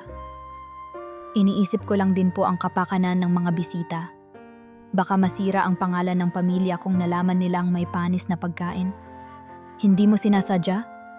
Malakas at malalim ang boses ni Damian na kumawala, sapat upang mapasigaw si Lucy at matigil sa palusot nito. Kumalabog din ang dibdib ni Don Julian at ng iba pang nasa paligid. Ngayon lamang nila nakita si Damian na ganoon kapusok. Mabilis na humupa ang emosyon sa mukha ni Damian, ngunit nanatili ang lamig sa kanyang titig. Narinig ko ang lahat mula roon sa itaas, ani Damian sabay turo sa hagdan. Kitang-kita ko kung paano mo pinagplanuhan at sinadyang ipahiya si Aling Nena. Hindi mo maikakaila iyon. Nagkatinginan ang ibang mga kasambahay. Ang ilan sa kanila ay kanina pa gustong sumigaw ng pagsang-ayon dahil sila mismo ay nasuklam sa ginawa ni Lucy. Ngayon sa harap ni Damian, ang ibang mga tauhan ay nakaramdam ng lakas ng loob na suportahan si Aling Nena. Siya po ang may pakana, Sir Damian. Biglang bulalas ng isa sa mga kusinera. Kanina po, ipinilit niyang ilabas ang kaldereta kahit alam naming medyo sumasablay ang amoy. Sinabihan na po namin siya na parang may mali, pero hindi po siya nakinig. Dinagdagan ng isa pang katulong ang patotoo. Oo nga po, sir. Kanina pa namin napansing pinabayaan niya sa labas ng ref yung ulam ng matagal. Parang sadya niya talagang inaskaso na masira ito. Nagulat si Lucy at pinandilatan ang mga nagsasalita. Mga sinungaling, huwag kayong gumawa ng kwento. Sigaw niya, halatang hindi na alam ang gagawin. Ngunit nakahabol pa ang isa pang maid. Ma'am Lucy, patawarin ninyo ako. Pero nakita ko po kanina na nilagyan ninyo ng kung ano yung kaldereta habang nakatalikod si Aling Nena. May inispray po kayo mula sa maliit na bote Manahimik ka, Inday! Sigaw ni Lucy sa kasamahang nagbunyag. Halos pula na sa galit at takot ang mukha niya. Ngunit huli na. Lumabas na ang katotohanan sa harap ng lahat. Halos mapaiyak sa panlulumo si Don Julian sa narinig. Lucy, nagawa mo yun? Halos pabulong ang boses ni Don Julian. Hindi siya makatingin ng diretso kay Aling Nena, batid ang kanyang naging pagpapabaya. Di na nakapagsalita pa si Lucy. Sa pagharap niya kay Damian ay bigla na lamang siyang lumuhod sa sahig. Pinagsalikop ang mga kamay na nagmakaawa. Sir Damian, maawa po kayo. Nadala lang po ako ng galit. Hindi ko po gustong saktan si Aling Nena ng ganoon. Nagsiselos lang po ako dahil mas pinagkakatiwalaan siya noon. Tumutulo ang luha ni Lucy, ngunit hindi mawari kung totoong pagsisisi o takot lang dahil sa kasalukuyang sinapit. Nanatiling nakatutok ang tingin ni Damian kay Lucy na ngayoy nakaluhod sa kanyang harapan. Tahimik ang bulwagan, tanging paghikbi ni Lucy at ang bahagyang pag-iyak pa rin ni Aling Nena ang maririnig. Lumapit si Damian kay Lucy at tumingin ito ng direkta sa mga mata ng babae. Galit at selos ang dahilan? Malamig na tanong ni Damian. Iyan ba ang rason kung bakit mo inalipusta at sinakta ng isang matanda na ang tanging kasalanan ay ang maglingkod ng tapat sa tahanang ito? Humahagulhol si Lucy. Patawarin niyo po ako, Sir Damian. Nasilaw lang ako sa posisyon. Natakot ako na baka bumalik si Aling Nena sa dati niyang estado sa bahay kapag nandito na kayo at hindi na po ako mapansin ni Don Julian. Halos mapailing si Damian sa narinig. Kung ano man ang dahilan mo, Lucy, hindi nito mababago ang katotohanang pinagmalupitan mo si Aling Nena. Sinira mo ang dignidad ng tahanang ito sa harap ng mga panauhin. Nagsinghot si Lucy, pilit na nagpupunas ng luha. Hindi na po mauulit. Pangako po. Handa akong tanggapin ang kahit anong parusa. Huwag niyo lang po akong itatakwil dito sa mansyon. Ito na lang po ang ikinabubuhay ko. Sumingit bigla si Cassandra mula sa likod. Halatang hindi na matiis ang naririnig. Matapos ng lahat ng ginawa mo kay Aling Nena, ngayon mababanggit mo pa ang ikinabubuhay mo? Halos nanggigigil si Cassandra. Alam mo bang araw-araw na nagtrabaho si Aling Nena dito nang walang reklamo, tinitiis ka para lang may maipagpatuloy siyang serbisyo sa pamilya ni Damian? Kung tutuusin, nararapat lang na noon pa man ay ikaw ang nawala dito. Ma'am Cassandra, patawarin niyo po ako. Tanggis muli ni Lucy.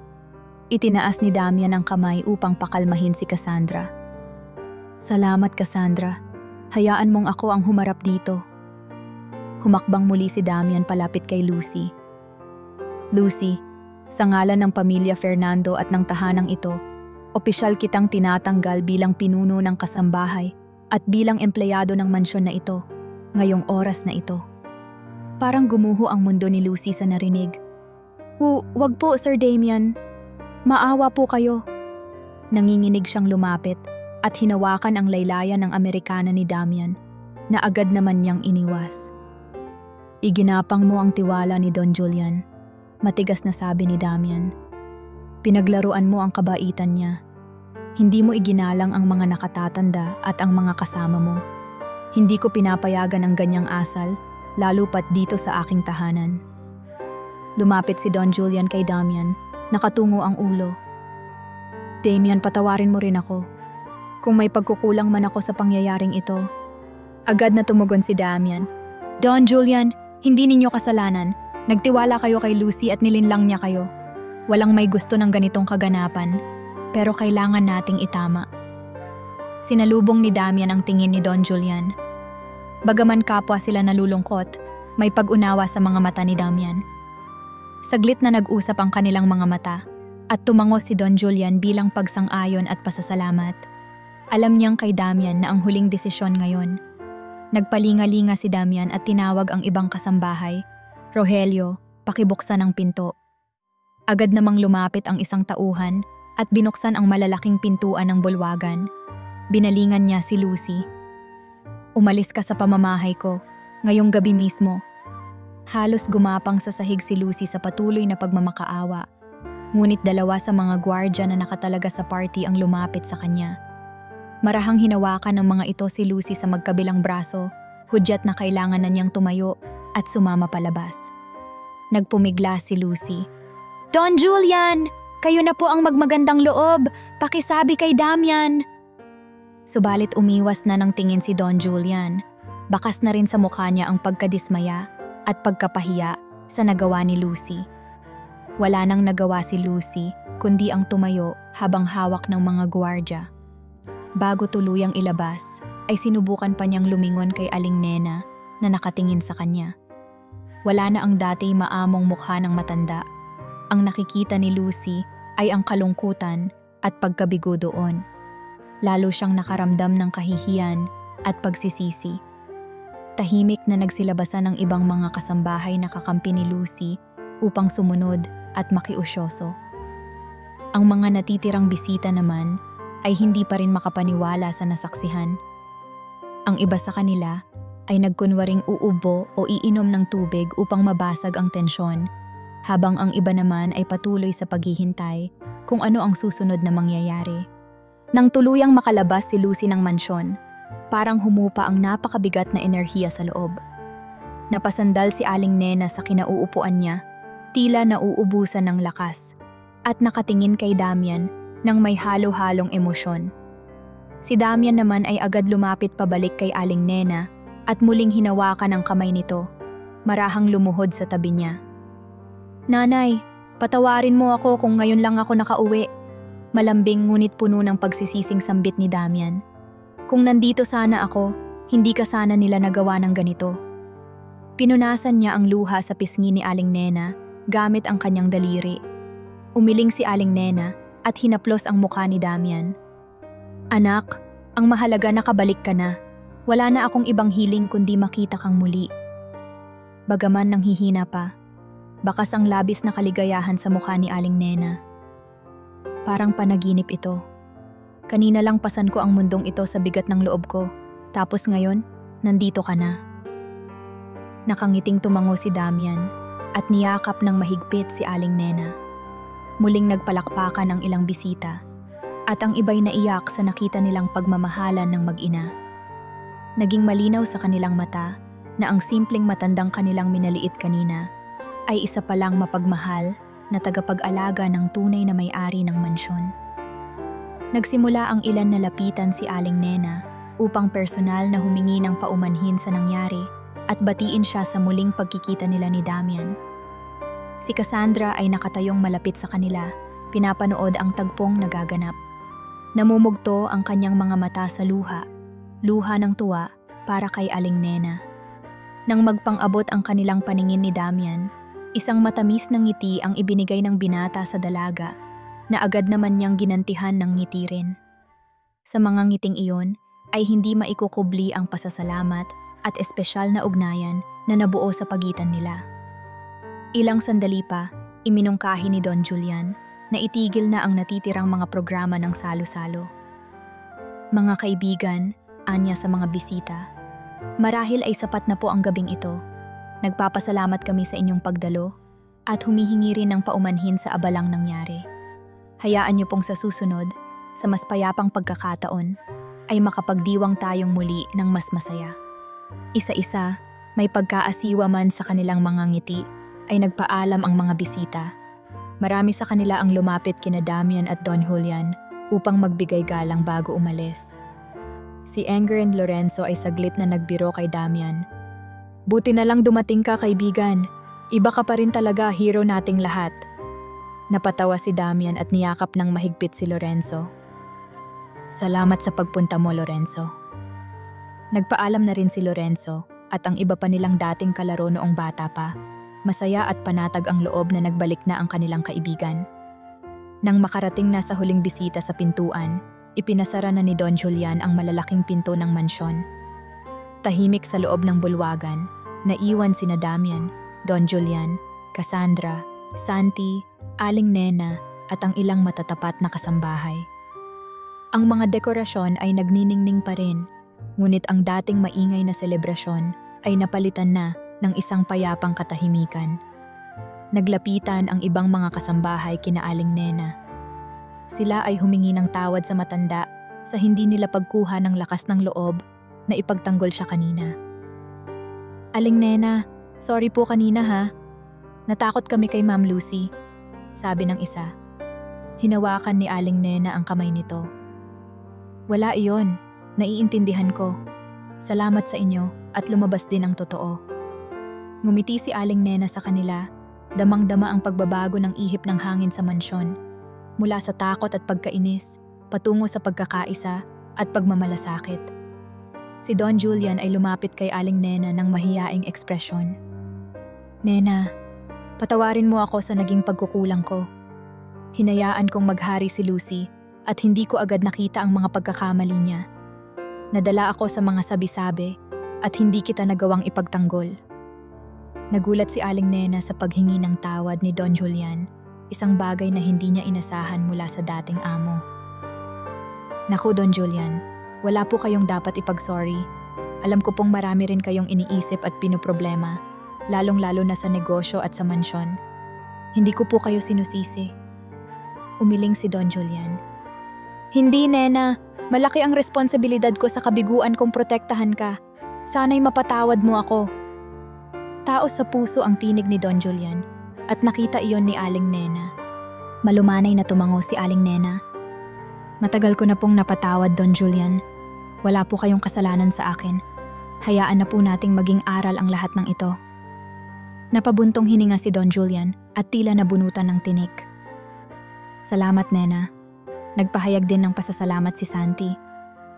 Mabuti na lang at nandito na si Sir Damian. Kanina pa ako nag-aalala kung paano ko pipigilan si Lucy kung nagkataon. Tinapik siya ni Damian sa balikat. Maraming salamat sa iyo, Santi. Kung hindi mo ako sinabihan kanina, hindi ko malalaman agad ang kabuuan ng sitwasyon. Malaki ang utang na loob ko sa iyo. Napangiti si Santi at yumuko ng kaunti bilang paggalang. Wala iyon, sir. Ginawa ko lang ang sa tingin ko'y tama. At para na rin kay Nay Nena, mahal namin siya rito. Nakangiting tumango si Aling Nena at pinisil ang kamay ni Santi. Salamat, Hiho. Sa gabing iyon, bagamat hindi natapos sa tradisyonal na paraan ang salo-salo, natapos naman ito sa isang mas mahalagang bagay, ang pagbabalik ng katarungan at kaayusan sa mansyon. Nagyakapan ang magkakaibigan at sama-samang inayos ang mga kalat at dekorasyon. Iginiit ni Damian na si Aling Nena ay maupo lamang at huwag nang kumilos pa sa pag-aayos, ngunit mapilit pa rin ang matanda na magligpit kahit kaunti. Natawa na lamang si Cassandra at Santi nang makita ang mag-ina na tila nagtatalo pa kung sino ang magliligpit ng pinagkainan ni Damian. Kinabukasan ay isang panibagong liwanag ang sumilay sa mansyon. Hindi man karaniwan na makarinig ng masasayang awitan ng ibon sa malapit, parang napuno ng himig ang paligid dahil sa gaan ng pakiramdam ng mga tao sa loob. Maagang nagising si Aling Nena, gaya ng kanyang nakagawian sa loob ng mahabang taon. Subalit sa pagmulat niya ay nagtaka siya kung bakit nasa isang malambot at magarang silid siya nakahiga. Hindi ito ang maliit na kwarto sa likod ng kusina na kinasanayan niya. Sa pagsilip niya sa paligid, nakita niyang naroon ang kanyang mga lumang gamit na maayos na nailipat at ang dati niyang mumunting kama ay pinalitan ng malambot na kama na may bagong sapin at unan. Napansin din niya ang preskong kurtina sa bintana at ang vasing may sariwang bulaklak sa kanyang tabi. Habang tulala sa ginhawang hindi niya nakasanayan, kumatok si Damian sa bahagyang nakabukas na pinto at sumilip. Nanay Nena, gising na po ba kayo? Nakangiti si Damian at may bitbit na isang tray ng agahan. Anak, bakit nandito ako? Itong kwartong ito. Sa'yo ito, di ba? Tanong ni Aling Nena habang bumabangon dahan-dahan. Lumapit si Damian at inilapag ang tray sa isang maliit na mesa malapit sa kama. Hindi na po. Simula kagabi, sa inyo na po iyan. Pinagpalit na po tayo ng silid. Nanlaki ang mga mata ni Aling Nena. Abay, hindi maaari. Ako pa rin ay katulong lang dito. Agad na umiling si Damian. Hindi ka katulong lang, nanay. Ikaw ang nanay Nena ko. Hindi ako mapapakali kung nakikita kong naghihirap ka sa maliit at mainit na kwartong iyon. Samantalang itong silid na ito ay bakante. Kaya kagabi po, habang nagpapahinga kayo, inilipat namin ang gamit ninyo rito. Sumilay ang luha sa mata ni Aling Nena. Pero ngayon ay mga luha ng kagalakan. Napakabuti mo talaga, anak. Pero saan ka naman natulog? Nagkibit balikat si Damian na parang bata. Diyan po sa katabing guest room. Ayos lang po ako roon, nanay. Mas importante sa aking komportable kayo. Niyakap ng mahigpit ni Aling Nena si Damian. Salamat, anak. Napakapalad ko at nakabalik ka. Habang magkayakap sila, kumatok naman si Cassandra sa pinto. Magandang umaga po, bati niya. Nakatangan siya ng isang maliit na florera ng mga bagong pitas na bulaklak mula sa hardin. Sumunod sa likuran niya si Santi na may dalang basket ng sariwang prutas. Pasok po, Ma'am Cassandra, Santi. Masiglang aya ni Damian. Sakto, gising na si Nanay Nena. Ngumiti si Cassandra at inilapag ang florera sa mesa. Aling Nena, kamusta po ang pakiramdam ninyo? Mabuti at nakapagpahinga kayo ng maayos? Oo, Hija. Mabuti naman ang pakiramdam ko. Nakakapanibago lang itong paligid. Parang nasa ibang mundo ako. Natatawang tugon ni Aling Nena. Hey naku, Nay, sabat ni Santi. Tama lang po iyan. Dati pa naming sinasabi na dapat dyan kayo sa guest room natutulog kaso ang hilig niyong magpakasimple. Nginitian lamang sila ni Aling Nena. Sa totoo lang, ngayong umaga, ngayon lang niya lubos na naramdaman na nagbago na nga ang lahat. Wala na si Lucy na nagbabantay sa bawat kilos niya. At narito na si Damian, ang kanyang anak-anakan, handang ituwid ang mga maling naganap. Matapos mag-almusal ng sabay-sabay na parang isang pamilya, tinipon ni Damian ang lahat ng natitirang tauhan sa mansyon sa Bulwagan.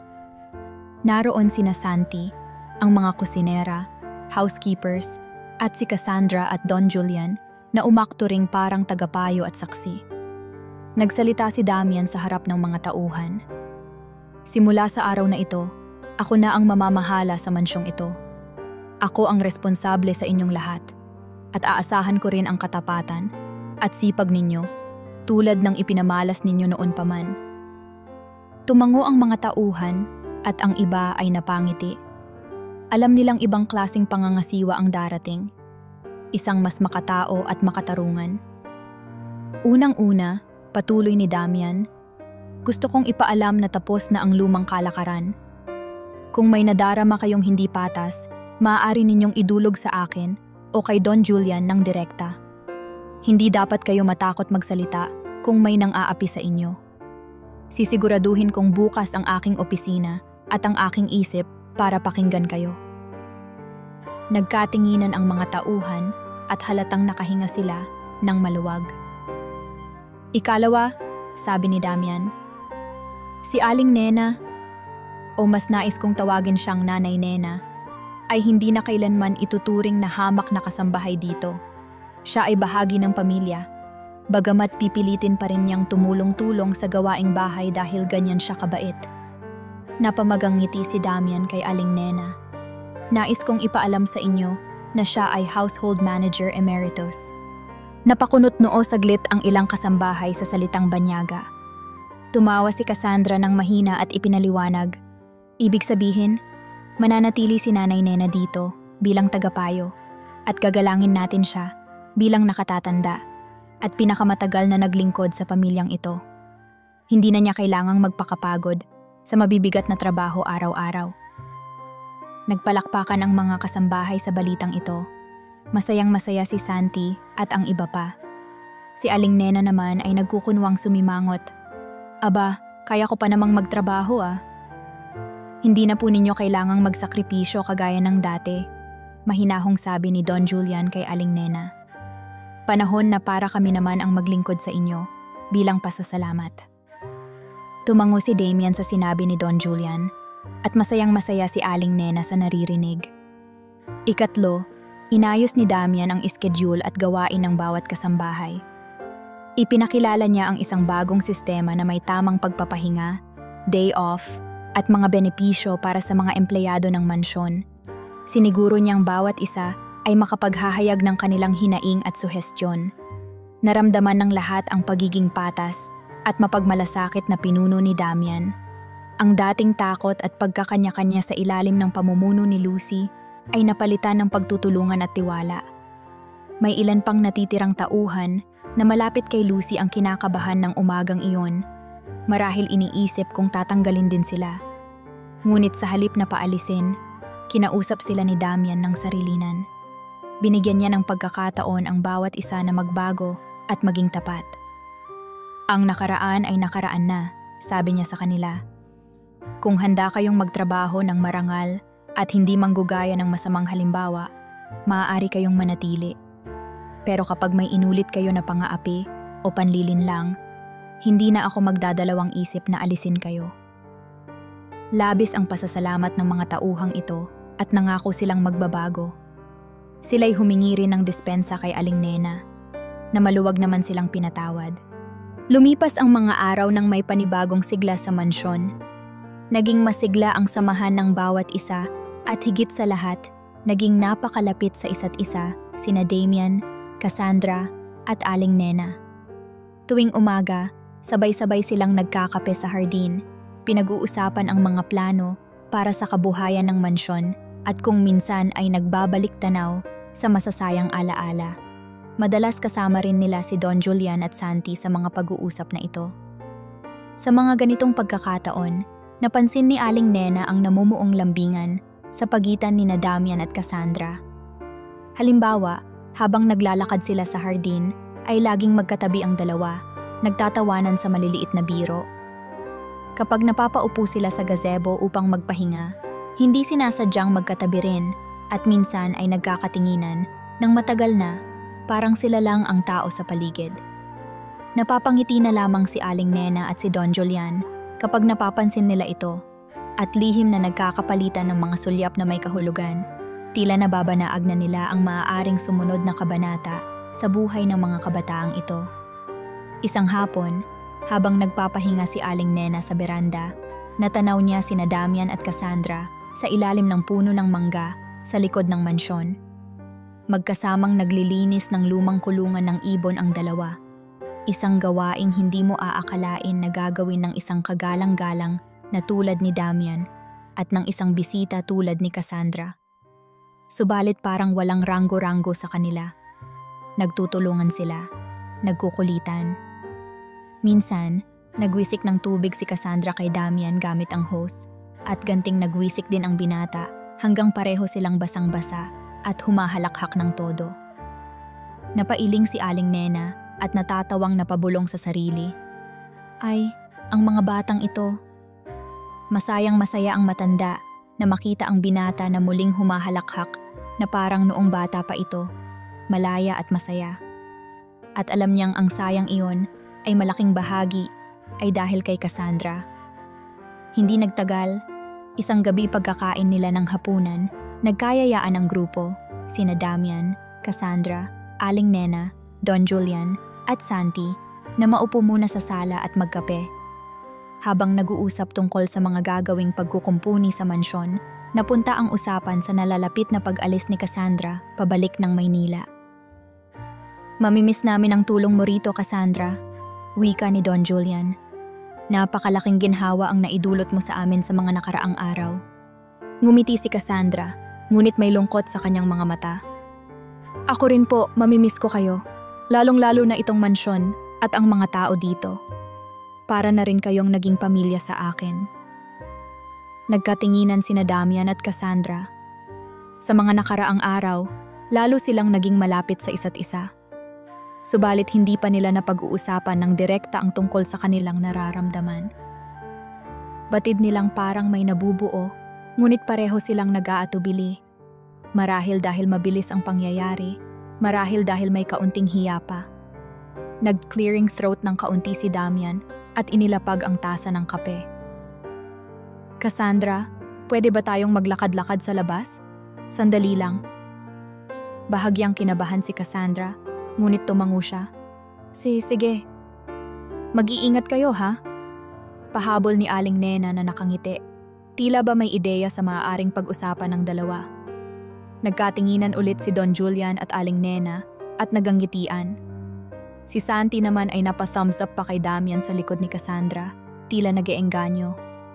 Napailing na lang si Damian na may ngiti, tinatago ang kaunting pagkasindak sa gagawin.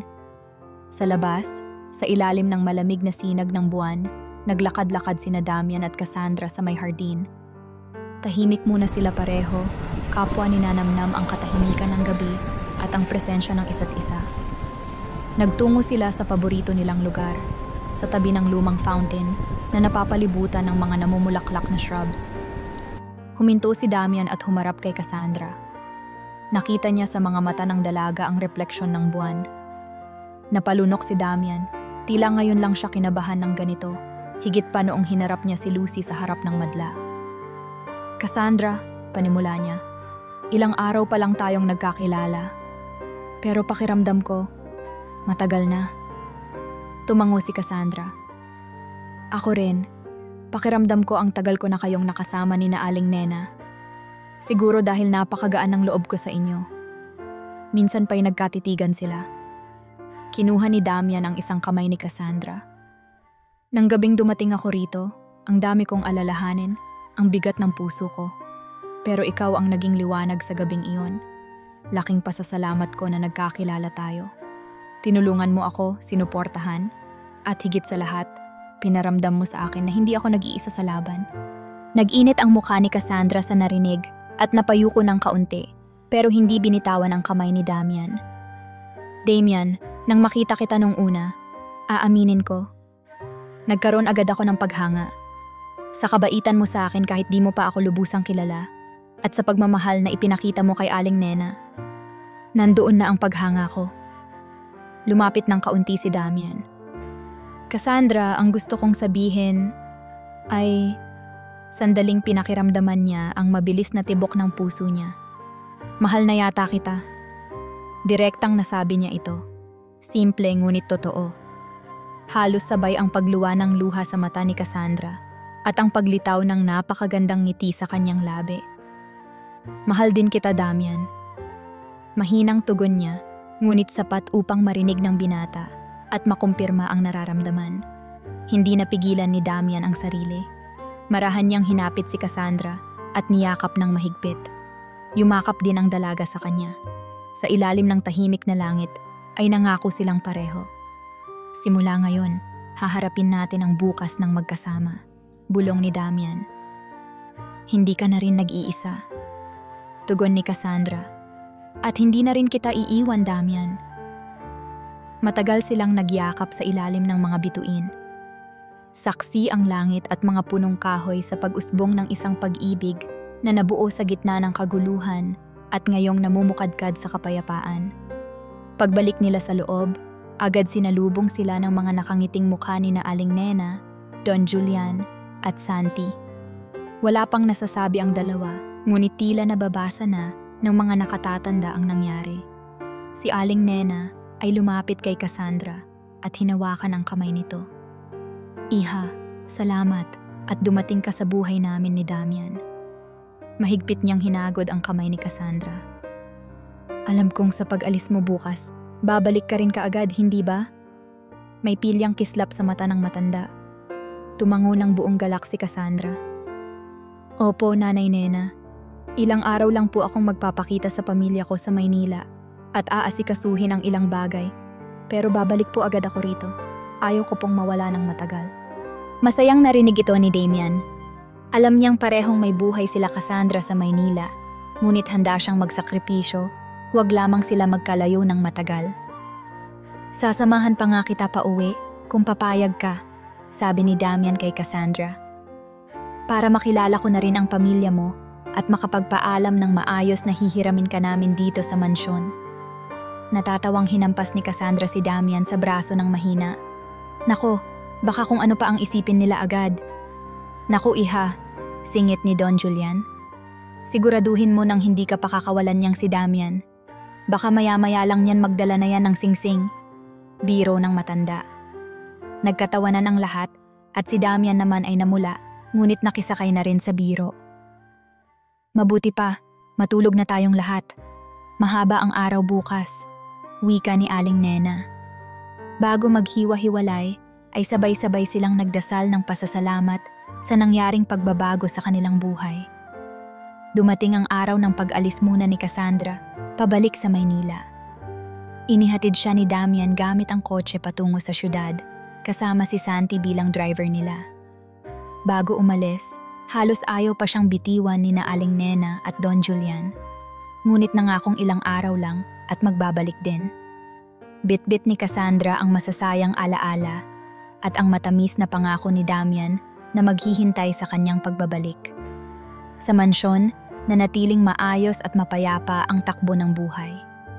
Subalit isang hapon, makalipas ang ilang araw mula nang umalis si Cassandra, isang di inaasahang bisita ang muling nagbalik sa tarangkahan ng mansyon. Si Lucy. Sa pagdating niya, sinalubong siya ni na Rogelio, ang gwardya, at ng bagong head housekeeper na itinalaga ni Damian. Tumanggi sana silang papasukin pa si Lucy, ngunit nakiusap ito. "Kausapin niyo lang po si Sir Damian." "Pakiusap. Kailangan ko lang po siyang makausap kahit saglit." Nagdesisyon si Aling Nena na naroon ng oras na iyon sa may foyer. Nasabihan si Damian tungkol sa pagdating ni Lucy. Nagulat si Damian sa ibinalita ni Aling Nena, subalit tumango siya. "Sige, papasukin niyo siya. Pero sa may hardin kami mag-uusap sa labas. Ayokong maalarma ang ibang tauhan." Makalipas ang ilang minuto, lumabas si Damian sa hardin at nadatnan doon si Lucy na nakatayo at halatang balisa. Iba na ang ayos ni Lucy ngayon. Wala na ang magagarang damit, simple at medyo gusot ang suot at mukhang matamlay. Lumapit si Damian sa kanya ng may maingat na ekspresyon. "Lucy." Tanging bati niya. Agad na yumuko si Lucy bilang paggalang. "Sir Damian, salamat po at pinagbigyan ninyo akong makausap." Nagtago si Aling Nena sa di kalayuan sa may pasimano ng bintana upang tiyaking maayos ang pag-uusap at handa siyang sumaklolo kung kailangan. Nakamasid din mula sa malayo si Santi, alerto kung sakaling may gulong mangyayari, bagamat malabong gumawa pa ng gulo si Lucy sa estado nito ngayon. "Ano ang sadya mo?" Diretsong tanong ni Damian. Hindi galit ang tono, ngunit niwala ring init ng pakikipagkaibigan. Lumunok si Lucy.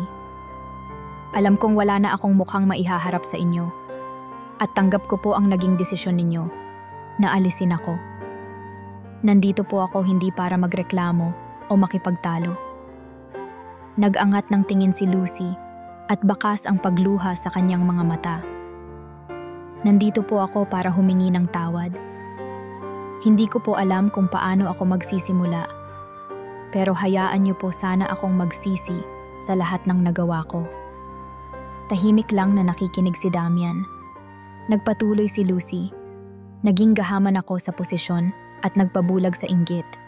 Sinaktan ko kayo nang hindi ninyo alam at, higit sa lahat, si Aling Nena na siyang walang kamuwang-muwang at walang kalaban-laban.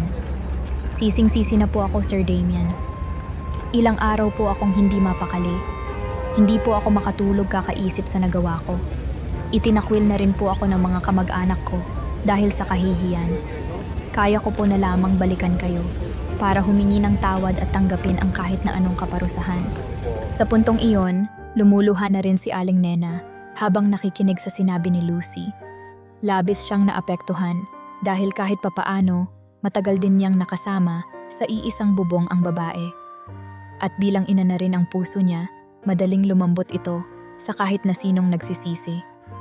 Lumapit pa ng kaunti si Damian, pinagmasdan si Lucy. Kita niya ang sinseridad sa mga sinasabi nito. Ang dating mapagmataas at malakas na Lucy ay basag na basag ngayon at tila tunay ang paghingi ng tawad. "Lucy," mahinahong sabi ni Damian, "ang pagpapatawad ay hindi madaling ibigay, lalo na kung malaki ang nagawang kasalanan.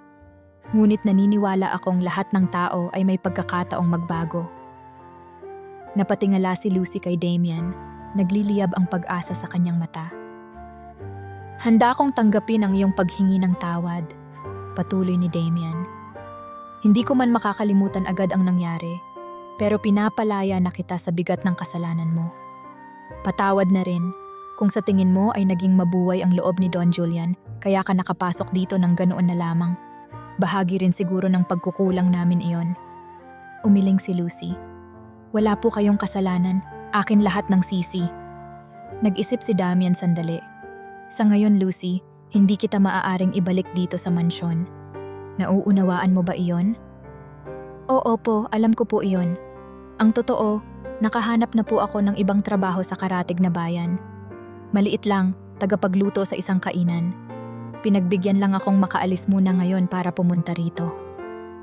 Mabuti naman kung ganoon, wika ni Damian.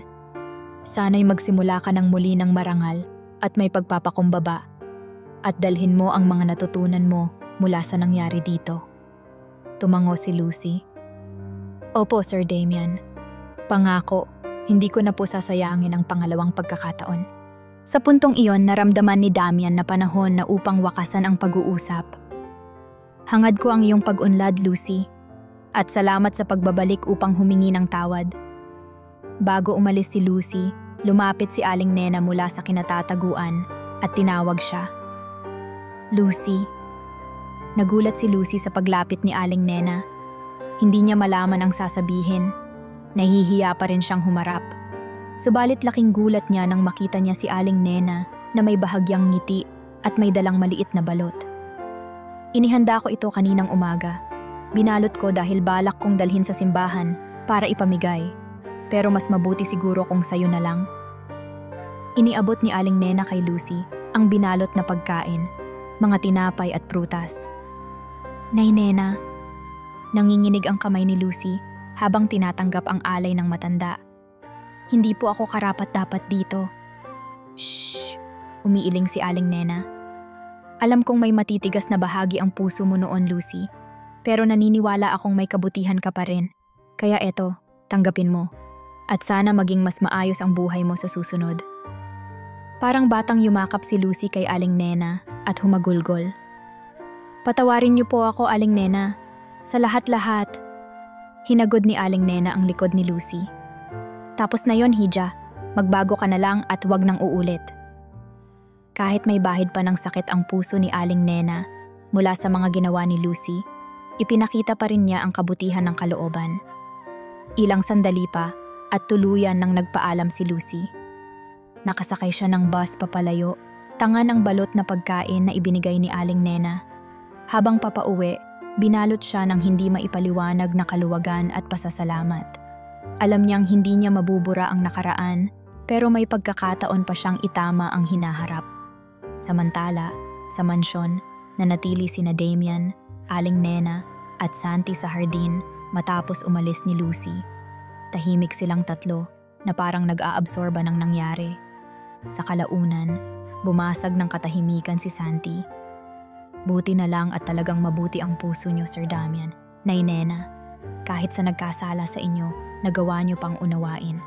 Niyakap ni Damian si Aling Nena sa balikat. Kay Nanay Nena ko po natutunan iyan. Ang pagpapatawad kahit mahirap. Ngumiti si Aling Nena. At sa'yo ko naman, natutunan ang paninindigan at katarungan, Damian. Napuno ng katahimikan muli, pero ngayon ay payapa at magaan.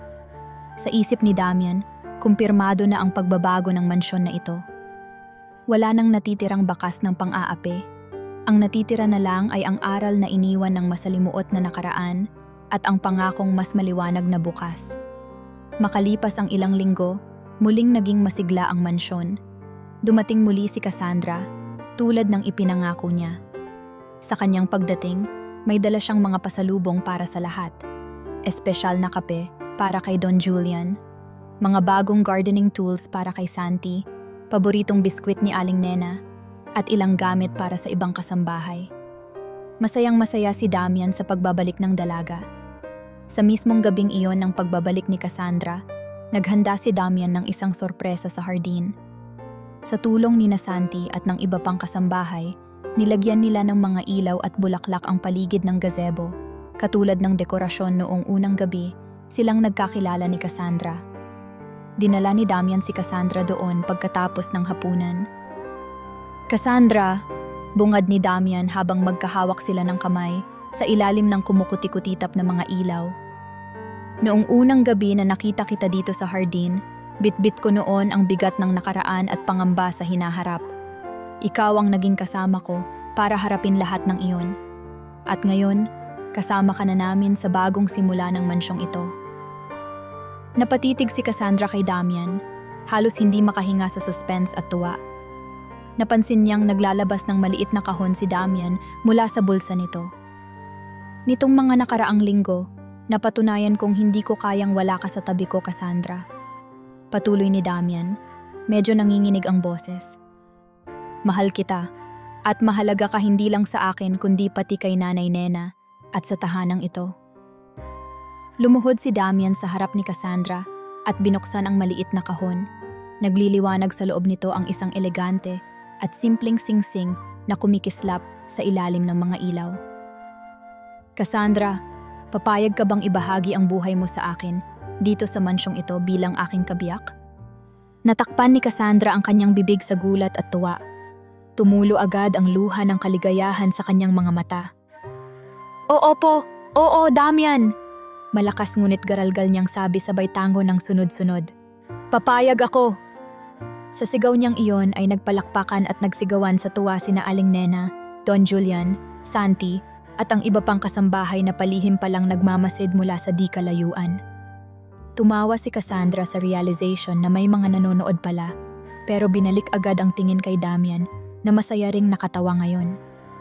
Isinuot ni Damian ang singsing sa daliri ni Cassandra at tumindig upang yakapin at halikan ang noo ng dalaga. Lumapit sina Aling Nena at Don Julian upang batiin ang magkasintahan.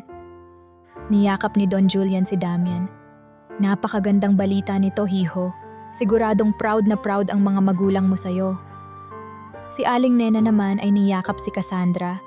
Iha, ikaw na ang bagong anak ko, ha? Pabiro pero seryosong totoo ang sinabi niya. Sabay tawa at yakap din kay Damian. Kompleto na ang pamilya ko. Sa sumunod na mga araw, naging abala ang lahat sa pagpaplano para sa nalalapit na kasal ni na Damian at Cassandra. Naging mas makulay at masaya ang buong mansyon. Si Aling Nena ang pinakananabik sa lahat, panay ang kislap ng kanyang mata sa tuwing pag-uusapan ang wedding gown, ang menu, at ang listahan ng mga imbitado. Ngunit higit pa riyan, napansin ng lahat ang napakagandang pagbabago sa mansyon. Ang dating lugar na naging saksi sa kalungkutan at kasamaan ay ngayon napalitan ng tawanan, pagmamahalan, at pag-asa.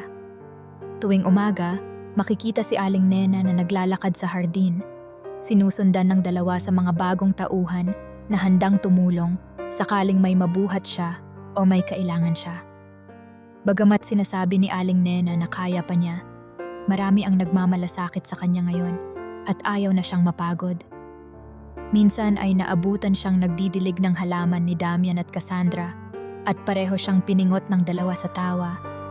Nanay Nena, di ba sabi namin mag-relax na po kayo?